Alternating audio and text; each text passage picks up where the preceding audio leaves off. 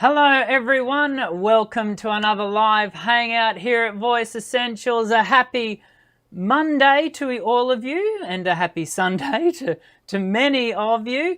And I just want to throw a quick shout out to someone who's, I think, relatively new to the Voice Essentials space. I've just seen Jemima Yasmin saying hello from India. I see her in the live chat there. I wanted to say a quick hello to you, Jemima, because you've been sending me some lovely messages via email. You're currently, if you're the one and the same person, you are currently doing the 7 Days to a Better Voice program, my free mini course, and I'm so pleased that you've been enjoying it. If you're also watching this show for the very first time, or one of the first times you've joined us live, you can always check out the 7 Days to a Better Voice program via some of the links in the description section below.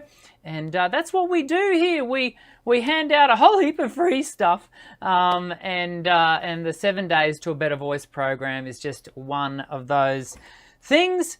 And the other free stuff that we do every week is this live show, and this week we have a special guest, a very, very special guest, special to me at least, and I'm going to introduce you to Jenni in just a moment. She's not only a fellow voice pedagogue, a singing teacher from here in Australia, but she's also a very personal friend, and so I'm looking forward to introducing you to her.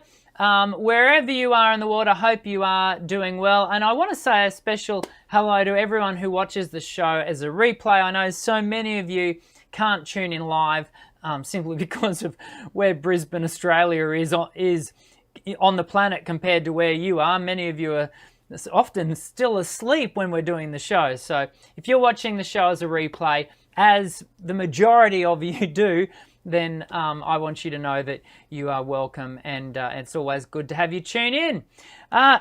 Let's get straight into today's show. Oh, hang on. Daniel's got to make sure he hits the right buttons, because you know things can go south if Daniel doesn't hit the right buttons. We're going to have a fun show today. We are going to be talking about young voice. Sound check. Check 1, check 2.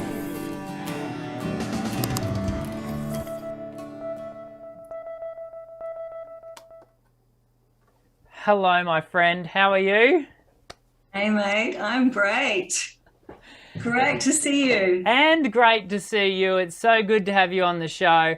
I have wanted to have you on the show for quite some time, have been waiting for the right time to ask, and I must have got it right, because here you are. Not getting any younger. You and me both. We do need to kick off the show with a full disclaimer. You and I are not only colleagues, we are personal friends, to the point where my family and I have stayed in your house, when we've gone skiing down in Jindabyne, New South Wales, which is at the sort of the base of the New South Wales Alpine region. How long have you lived in Jindabyne, Jenni? We've been here permanently for 5 years. We were weekend warriors from Canberra for about 15 years before that. So we had a ski change, not a sea change, when my husband retired. I dream of a ski change. Jealous. Oh, you know I am. And so to everyone, Jenni and I have really connected not only on the voice thing, but we have a shared passion around skiing. And let me tell you, everyone, Jenni can ski. You know, we have had some fun times together, swishing down the slopes. And I know. At least, look, you don't get to go, because you've been skiing this year. I have not been skiing literally since last time we saw each other in person, which is when I was staying at your house, which 2019. was 2019. Yeah. Anyway, I'm hoping next year you and I can hang out and we can go and hit the slopes together. Absolutely. But anyway, no, people don't want to listen to you and I talk about skiing, despite the fact that we actually could do that for the next hour, at least. Yes, we can. Well, I could tell you all about why singing and skiing are so complementary. We may well get into that.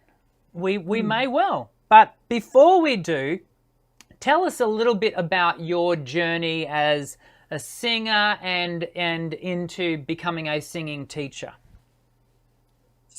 The long and slow road is the one I took.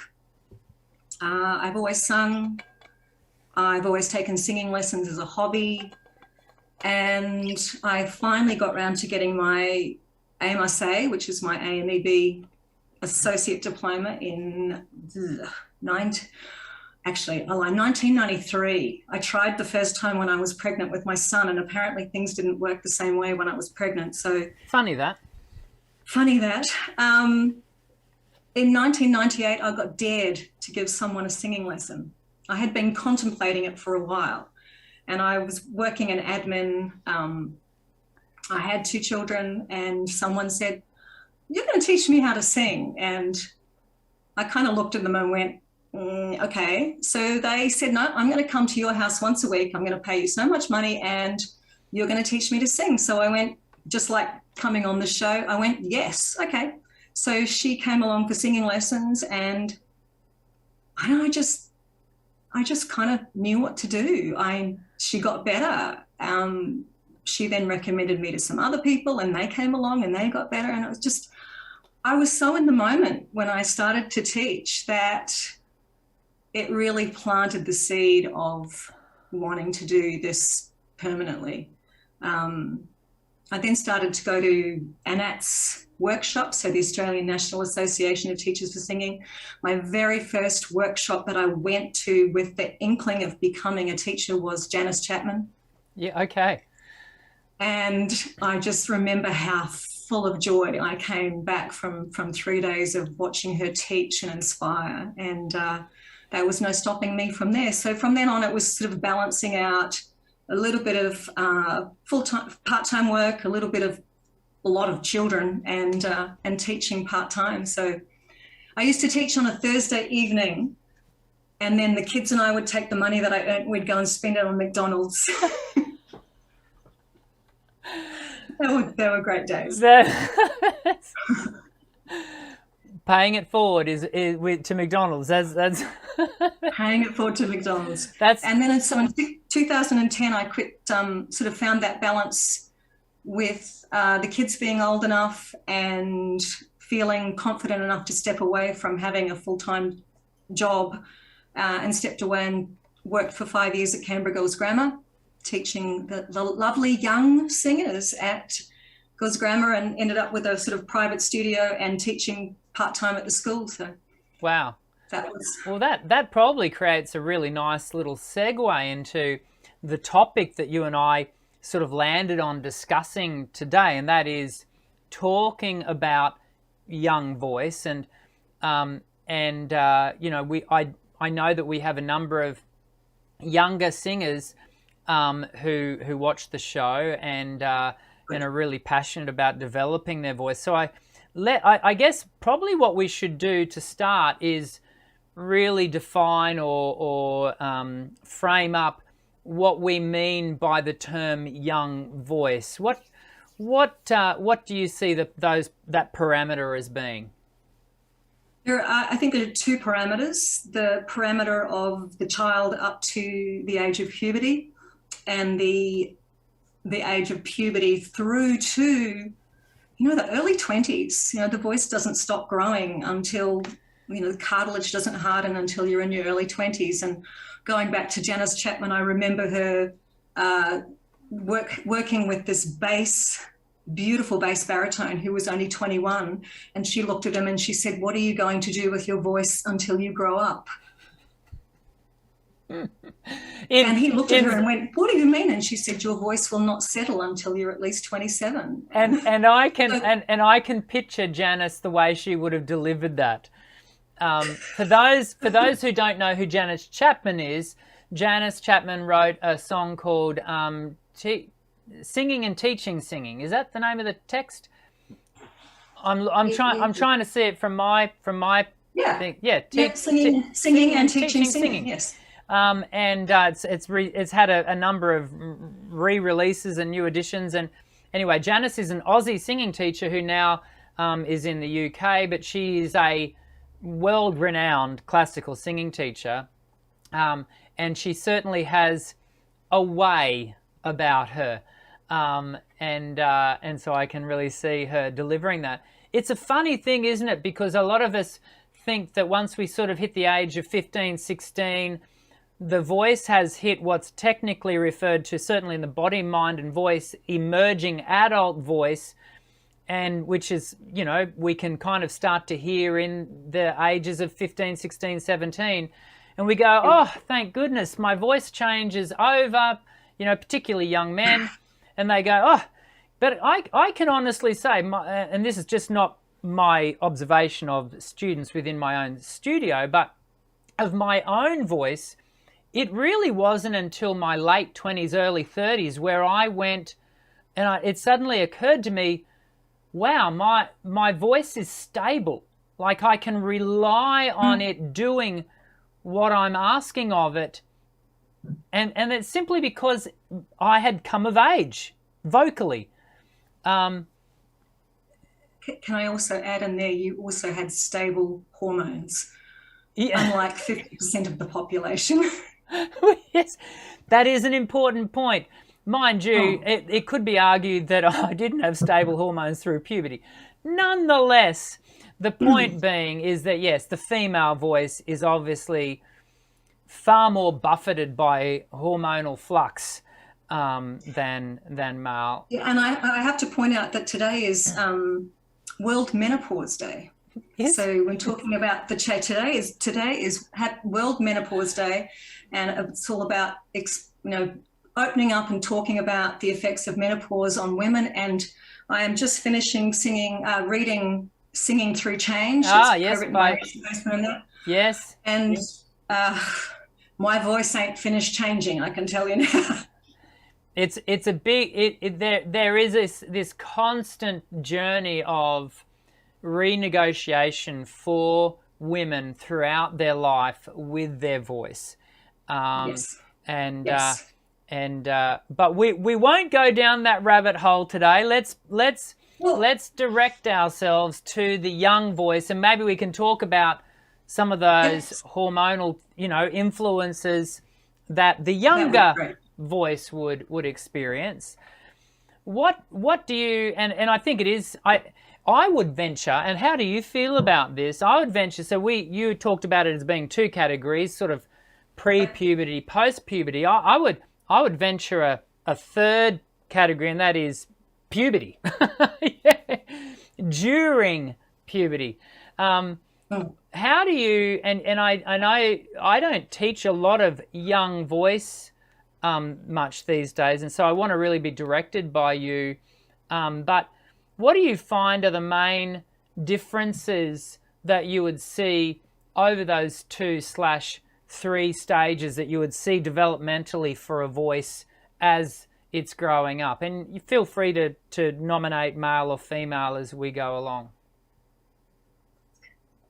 Certainly, depending on the age that you get the student in, whether it's in the middle of puberty, in the middle of change, or before change happens. And one of the things that I love about teaching the young voice is that I'm very privileged to get to spend an extended period of time with my students. It's one of the things that I learned about being at Girls Grammar was I can spend up to 5 years teaching a child and taking them through those stages and being one of the very few people that's involved in their lives and their change that's consistent and stable. So preparing them for what they're about to go through, helping them to understand that it's not them.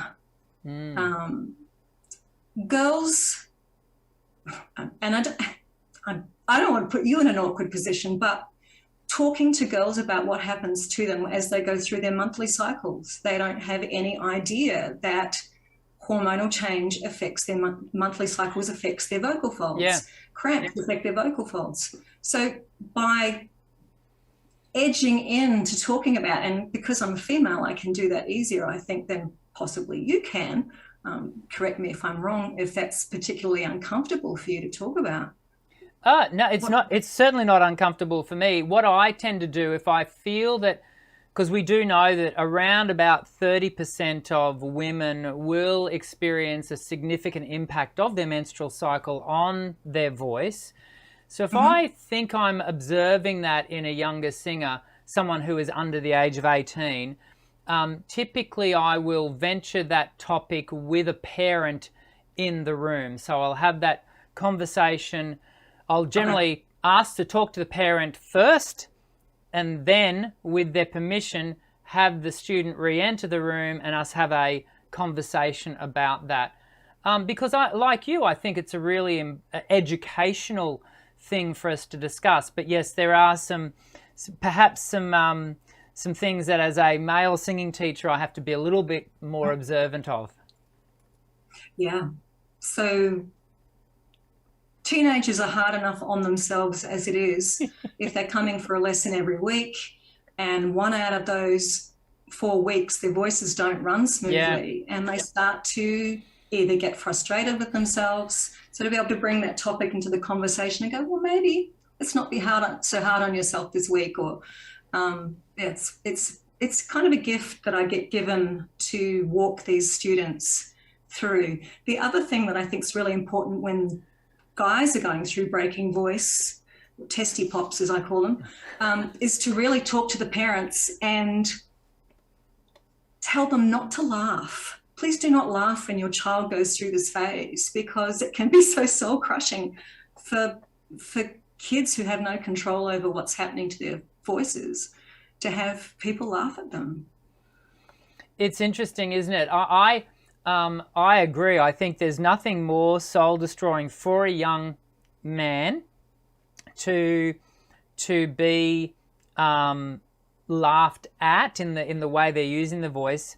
That being said, I have found maybe this is a benefit that I have as a male singing teacher with male students is I can really explore the humor of that and saying, yeah, I can remember, and I remember going through that, and it's hilarious, isn't it? What do your mates think? And so I tend to sort of go the blokey bloke, approach. And so I find that, with my young male singers over the years, we've been able to have a pretty good laugh at ourselves.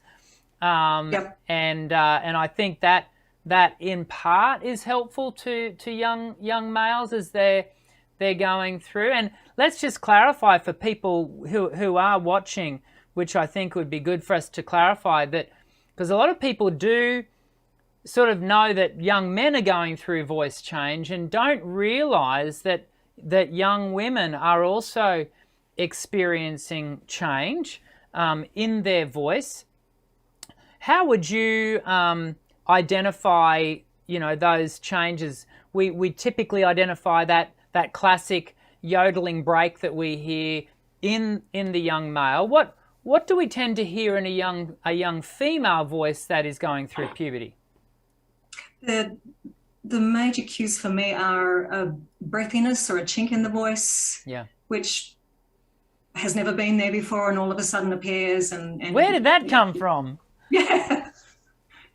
Let's just be patient with it. Let's see if it passes. It could well be just, and I can usually tell when my kids have gone through growth spurts. They kind of have this automatic muscle memory of where to put my head with their height. They walk in 1 week and then you see them after the holidays and you go, oh, you're up there now. Okay. So I get an indication that maybe their voice will change probably before they do. Yeah. And I'll keep an eye on that and run them through their speech fundamentals, check their range, especially with the boys. Can we just come back to one word that you made mention of just then, and that is the word patience. I find with young singers is that, when we're young, this is just a general statement, nothing can happen quick enough, and we do live in a world of immediate gratification, and that's only, getting more so as the years roll on, and it's ever so present in the mind of a young person, is that everything's got to happen yesterday, and yet the one thing that really benefits, I find, the young singer, the young developing singer who is moving through those pubescent years is a good dose of patience. And trusting that the biological process that has been happening for millennia will play out correctly. And when we're being guided by someone like yourself, Jenni, who's able to recognize the vocal chink or the alignment issues, we should talk about that in a moment, that come about by virtue of that significant growth that the young person experiences, that it would need to be that sense of real, what's the right word? Just taking the time, having that sense of patience. Absolutely. And sorry, the students that I work with, that, you can pretty much sense when you have a new student walk in the door and you talk to them about how you're going to teach them. And they go, I just want to sing. They're probably not going to have the patience to last. But there's no point forcing anybody to do it another way if they're not ready for it. And I refuse to take parents' money if their kids aren't ready. I'll just say, they're not ready. Come back when they want to do it, when they really want to do it. So. Yeah. And I find this is one of the reasons why I don't teach under 16s any longer, is because my mode of teaching, requires a certain level of technicality, formative comprehension, and so. Did you like the way I put that?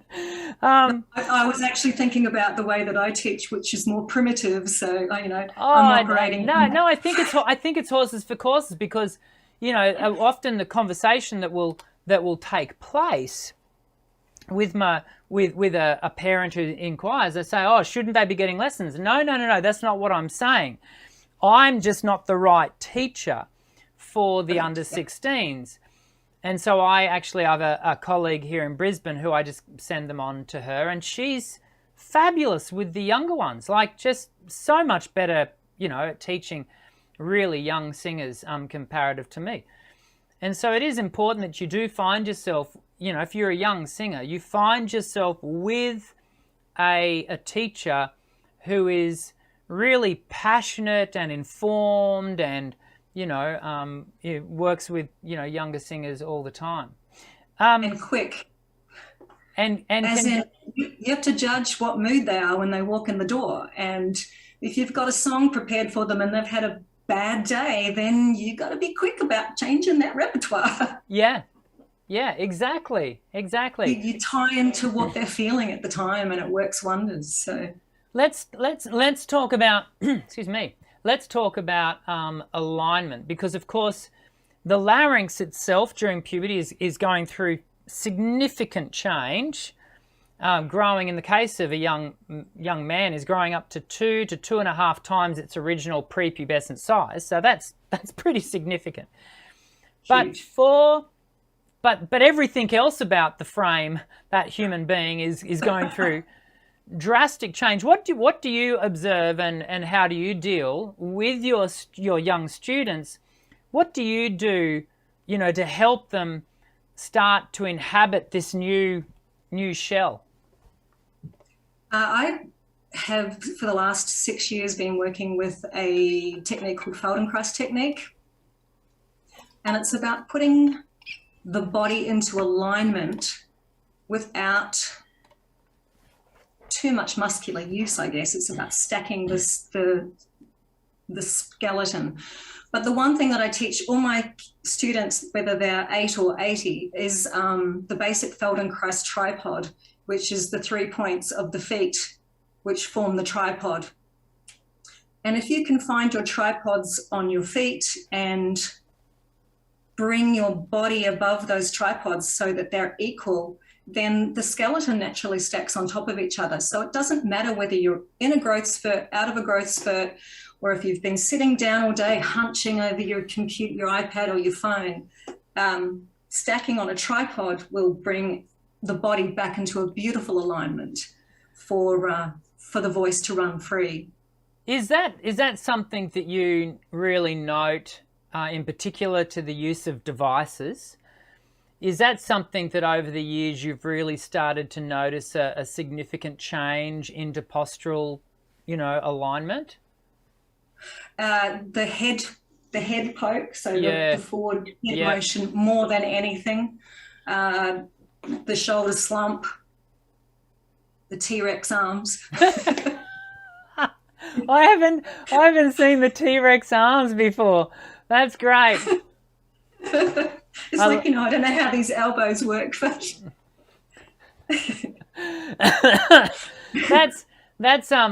you're giving me segues left, right, and center here, because the T-Rex arms leads us into something else that I know that you're really passionate about, and that is Primal Sounds. Talk us through, your understanding and implementation of the use of Primal Sounds. This was something that kind of evolved. Janice does talk about Primal Sounds in her book, but that's sort of based in like accent method uses Primal Sound a lot, doesn't it? Based in accent method, the fact that when we're born, babies know how to cry. They can cry for hours and they don't get sore throats. When we become toddlers, we learn to babble, so we learn to use our articulators.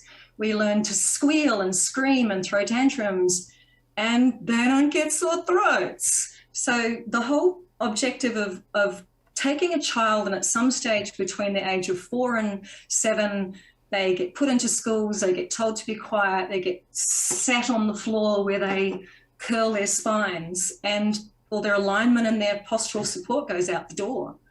So bringing you back to a point of freedom. And so you were saying, you sort of technical teaching that you do, and I come back to the primitive, which is all about noise making, making a noise of a bee. And when it runs freely, the body is in alignment. When the body's tense, the Z will jam. Revving the car. And I still remember Daniel Zangerborsch sitting at ICVT in Brisbane getting 250 singing teachers to go, hum, hum. And woof, woof. in only the way Daniel can. Yeah, it was beautiful. The classical teachers are all going.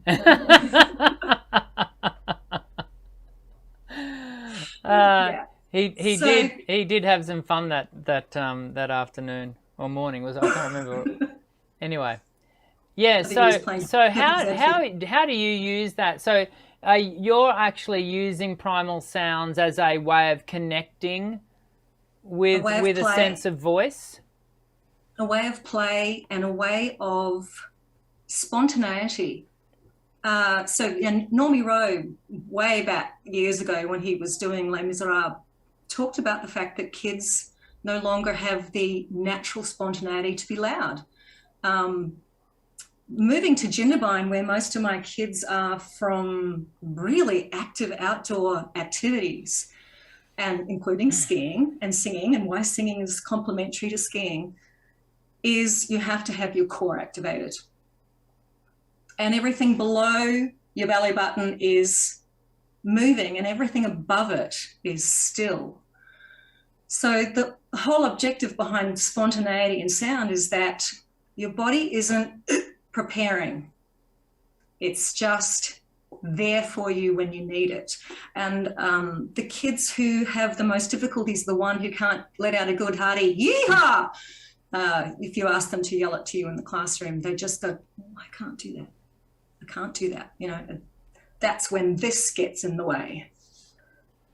So it's all about that dynamic body process, isn't it? So that everything has balance, is born out of that sense of alignment that then gives voice to that primal activation. But as Janice Chapman sort of talks about in her book, in part with Ron Morris, is talking about then accent method, and we won't get into accent per se today, but certainly let's talk about what you notice with the young voice in regards to singing. We made sort of a brief mention of the impact of what happens with breathing by virtue of the vocal chink for a young female. What do you notice about the developmental process of breathing for a young singer?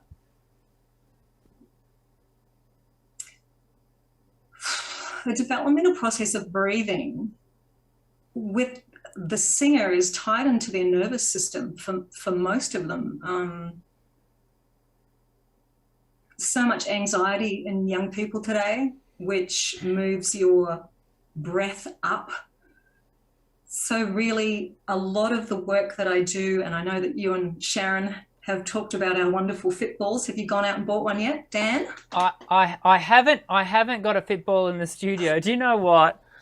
In part, I don't know where I'd put it. Because I said to Jody, I really want to get a fit ball. Jody's my wife, everyone, for those of you who don't know. And she goes, oh yeah, where are you going to put that? I said, that's an excellent point. So no, I haven't gone and got a fit ball yet, but can I just say, earlier on, Sharon, who is our adored personal friend, said she said a shout out to Dan and Jenny from Sharon in Canberra. So good to see you both on my screen together. Hello, Sharon. So no, I haven't got the gym ball yet. But tell me more about how you're using the gym ball.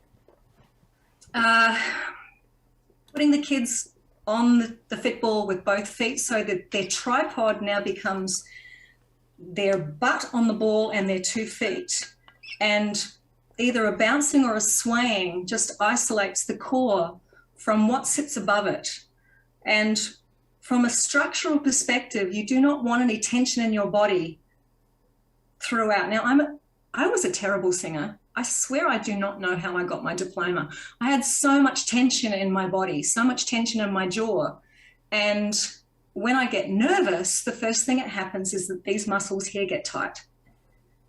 And if you tighten your six-pack, then your voice automatically changes. And so your voice becomes the clue to how your breathing and your alignment are actually working. So if you take note of what this is doing and then take your mind back into your body and get your alignment and your body freed up, your voice is going to run better. Your air is going to run better. What do you say to those people? And there are a number of them currently, that can be found online. And what do you say to the notion that states that you don't have to work on breathing? It's just a natural process, and as long as, because you've been breathing since the day you were born. What is your response to that thought? That is definitely not a one size fits all. Tension, anxiety, mental illness, all adds into a shifting of our breathing. And it's so subtle that it becomes your new norm. So if you're not aware of where a good breath goes into and a good breath comes out of, your normal is not going to support a healthy voice. It's either going to push too much air through or not enough. It's going to create too much tension here, or it's not going to give you enough. Yeah. The issue that I can't get past in response to the same question is who's normal, who's natural. Like it's such a subjective term, this term normal and natural, and it has this suggestion that everyone's normal and everyone's natural is perfectly balanced, and I'm yet to meet a singer who isn't advantaged, young or old, who isn't advantaged by firstly being taught how their body works for breath and alignment and all these things, as well as some purposeful instruction that they themselves can apply to their body structure, and in doing so gain advantage by the development of whatever their starting normal is. What do you find? Is that the same in your studio? I tend to start most of my lessons getting people just to hum, because you're either in a point where you've come from a day's work, or you've come from school, or you've come from sporting activities, and I find the hum is kind of the best thing to go, where is my voice? Where is my body at right now? Does the hum run? Am I working too hard? Can I pull it back? And 90% of the time, it's always about doing less, not doing more, about relaxing the body, about letting go of tensions that you didn't even know were there, and then restarting. It's like a reset. Yeah. Yeah, there's so much, often, isn't there? There's so much to often need to strip away, you know, because we gather tensions, and we approximate modalities that are compensatory because of other misalignments, but as a result, you're basically just collecting misalignment after misalignment after misalignment. I'm not only referring to postural.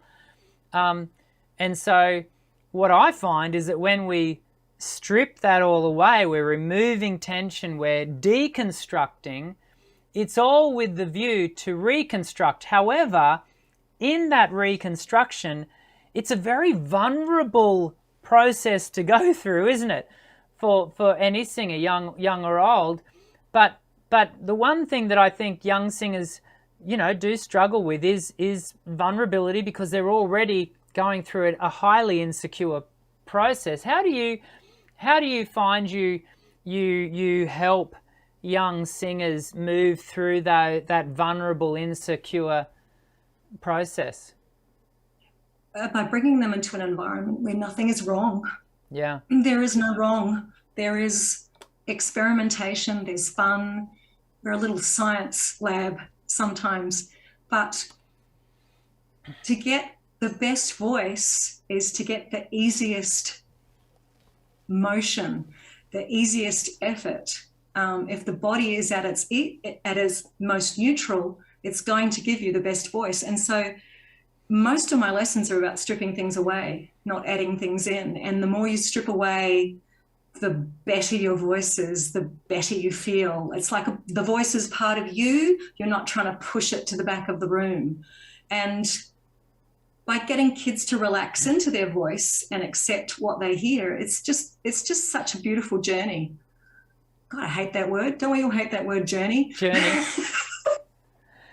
I had to use it once. It had to come out once.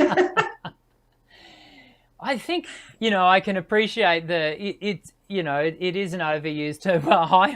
I can put my hand up and say I'm a person that overuses it. But I think it does communicate this traveling through a process, that it takes time, but patience, you know, and that, you know, I have a saying in my studio, you know, don't circumnavigate the journey, because the journey has too much to teach you. And if we can stay the course, if we can remain on the path, then you will be all the richer for having traveled that pathway, regardless of what that pathway may hold for you as an individual. So By the time go. sorry. By the time my students are finished with me, so if I start with a student in year 7 and they finish in year 12 at 17, 18, my job is to have given them all the tools that they need to understand how their body works. So because their body is not going to work the same way for the rest of their life. They're going to have injuries, they're going to have anxieties, they're going to have life changes, and they need to be aware of how to put the pieces back together again. Yeah. They have to have the tools, because I've heard so many stories of natural singers who get to 27, 28 and they don't know how to control this. So this ends up slowly deteriorating and they have no idea why. Yeah. Yeah, this is the wonderful benefit, I think, that a student would have in arriving in a studio like yours, is a young student, is that a lot of the work that you would be doing and that I do with the slightly older ones is about prepping the voice for life. And health and sustainability. Yep. Health and sustainability, because if you ain't got the voice, you can't sing. If the voice is done, then your singing is done. We get given one. We only get given one. And yes, we do have a lot of skills now, a lot of understanding and knowledge and therapy that can bring about the restoration of a damaged voice. But boy, prevention is so much better than cure. And I would prefer that every singer never have to take the journey of rehabilitation. Now, that is not going to be, that'll never be the case. You can have the best technique in the world and still land, the voice can still, experience disrepair. But nonetheless, you want to avoid it if you can. You want to build in the insurance. Talking about insurance, actually, that was the worst segue. This is about to be the worst segue of the entire show. Because remember I told you at the beginning, before we were chatting and before the show started, that we would have no trouble in filling the time? Yep. We've had no trouble in filling the time. I wonder whether you might just, bring us about, let's wrap this up by, what are some of the top 3, if you will, if you can think of them off on without notice? What are the top 3 things that you want to either say or do with a young voice, when you first, not necessarily only the first lesson, but in the first number of lessons that you're working with them? What are you, and keeping in mind that we're speaking to many of our young voice singers who are watching the show.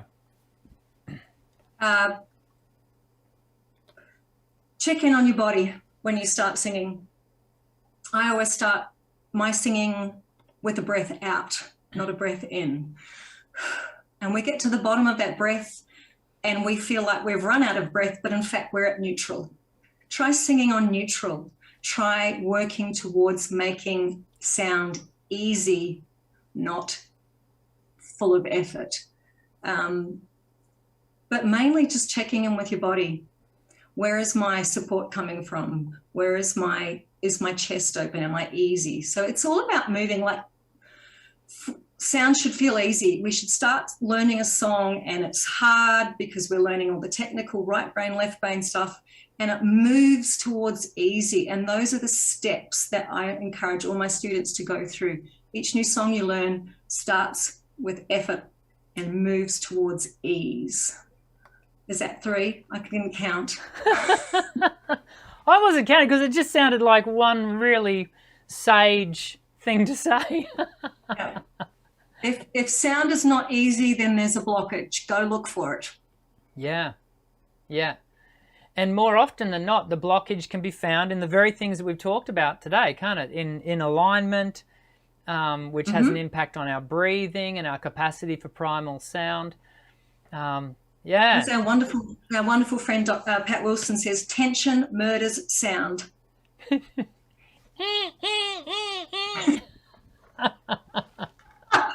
I haven't got my pineapple glasses on. Well, it's funny.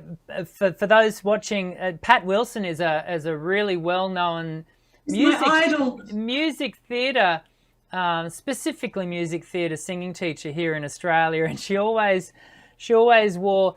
She doesn't have them anymore, but she back a decade ago she had really funky glasses that had sort of palm leaves, or what were they, banana leaves or something coming off the side. She was wonderfully eccentric, and we all love her. Hey, thank you so much for hanging out, Jenni.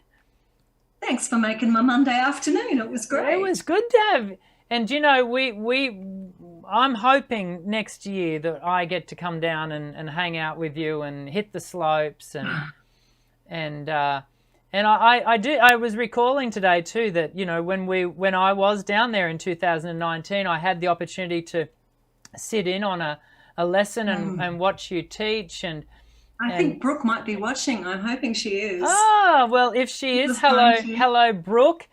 I enjoyed our time together, as brief as it was, and I believe from memory she was preparing to sing at an event.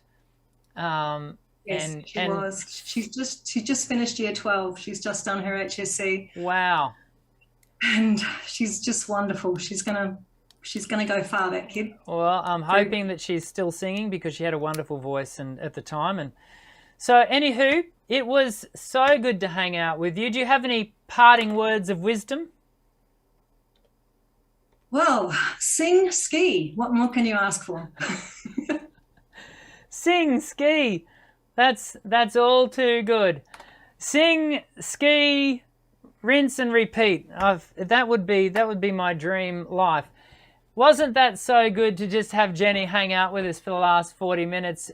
A little self-indulgent because, you know, she is a personal friend, but I hope that the ground we've covered today has been informative and instructional. I know it has, because I've been learning stuff as we've been going along, and just listening to Jenni's passion for working with singers and seeing people really blossom in and of themselves and with their voice. So that's been a lot of fun. Next week we are going to hang out. We're going to do a Q&A, you and I, and so don't forget to hit the subscribe and the white bell icon buttons to make sure you don't miss a live show. We do the live shows every Monday, 1 p.m. Australian Eastern Standard Time. That's an important thing because, for example, Jenni right now, it's approaching 3 o'clock where she is, but in Brisbane it's 1 p.m. We start at 1. Then in 2 weeks' time we're going to be having Dr. Belinda Lemon McMahon join us. She's going to be talking to us about vocal identity, and I've got a lot of personal friends. She's also a friend, but she's going to join us from Sydney, and she's got so much to share. Her research doctorally is around vocal identity and those sorts of things, and so it's going to be exciting to have her come on the show and help us to really develop our individuality and our vocal, our singing identity. So that'll be good. And then in 4 weeks' time, we're going to be having Professor Brian Gill come on the show. He was on the show literally 12 months to the day. And so it's going to be great to have him join us from the US. And so make sure you don't miss anything coming up by subscribing. Let me know how you enjoyed the show. Hit the thumbs up button. And yeah, I hope you all have a great week. I hope you are safe and healthy and that you're in good voice. And I very much look forward to seeing you next week when we hang out again. I'm Dr.